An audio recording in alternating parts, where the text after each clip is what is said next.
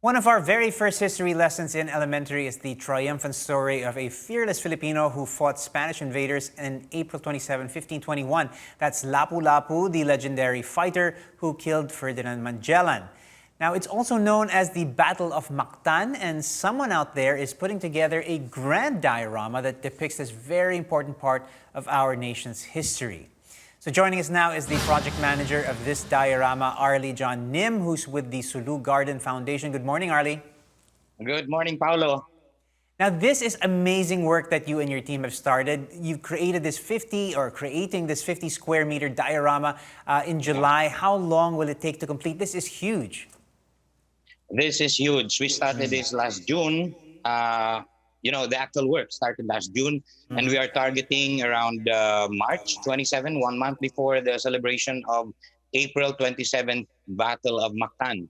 So we're quite midway now, in fact, more than 60%, but we are still trying to finish around 1,000 more small figures for the And diorama. speaking of the small figures, I'm guessing here, we're talking about figures that are about 3 centimeters in size. What is that? A scale of 1:100, 1:200? According to history, and Pigafetta's writing, there were around 1,500 of Lapu-Lapu's warriors against only 49 of Magellan's warriors. However, there are spectators numbering more than 300. So we're talking about 1,500, almost 2,000. Plus, we are going to feature also the life in the island of Mactan. So what about the ordinary citizens who are fleeing the battle scene, the women, the children? So more or less, we're targeting somewhere around 3,000 small figures like this big. If you can see in the camera, it's like this big. This is our Spanish figures. This is our Lapu-Lapu figures. It's only 3 centimeters. The challenge here is not in the printing. The challenge is in the painting, miniature figures. We would like to reflect even the tattoos because that time they were called pintados, and your status can be established depending on the tattoo that you are wearing. That is as far as the Filipinos are concerned. That's some really amazing detail that we're seeing here, and I'm assuming that these figures are unique almost. Each of these figures are probably very unique, much the way that they're modeled after unique individuals as well. Tell us a little bit about the process of making this diorama. I know we're taking advantage of newer technologies here. We now have the benefit of 3D printing, but like you said, the artistry really of hand painting these tiny figures is amazing. The concept itself took even before June. This was even debated for quite a long time. It started when Dr. Gerona Madrid came here and had lunch with the president of the foundation.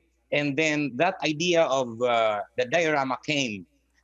We refined the concept. We debated on the details that has to be placed in the diorama. And then one of the staff here is very good in designing. So he started designing already, and then we know of this artist who is a 3D expert. He designed the figures, and then it goes to the 3D printer. After these figures are printed, colorless yet, we hired these people. If you can see at my back, these are students. During the time of pandemic and during the plan of having this no-contact education, they had these problems. These are young artists having these problems. How can I buy cell phone? How can I, spend for the future of my education once the classes are back? So they applied here and said, can we do the detailed painting of the diorama? We tested and they passed. So we have around 7 or 8 of them. During their free time, later on they'll go to school. We provide Wi-Fi here, and then they go to their respective classes using Wi-Fi. And then after classes, they go back painting. That looks amazing, Arli. Arli, once the project is finished, where can people come and see it, and when do you expect to finish? Initially, this will be here at the Sulu Garden Foundation in Miagao, Iloilo, the Philippines. This is, I may say, without batting an eyelash, this is the best restaurant here. We have the function room will be converted for the diorama. The function room is around 80 square meters, 50 square meters of which will be occupied by the diorama.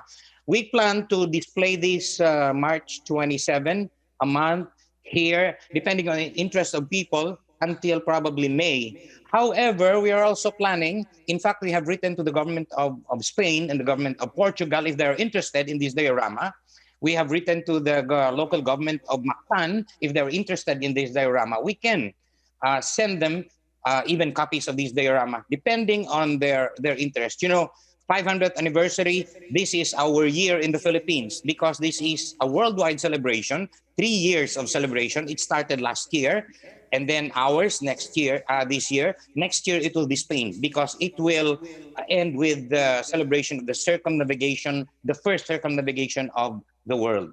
That really does look amazing, Arli. Congratulations in advance. Please do let us know when it's ready for viewing, and we're looking forward to seeing more of this completed masterpiece. Thank you so much to Arli John Nim of the Sulu Garden Foundation.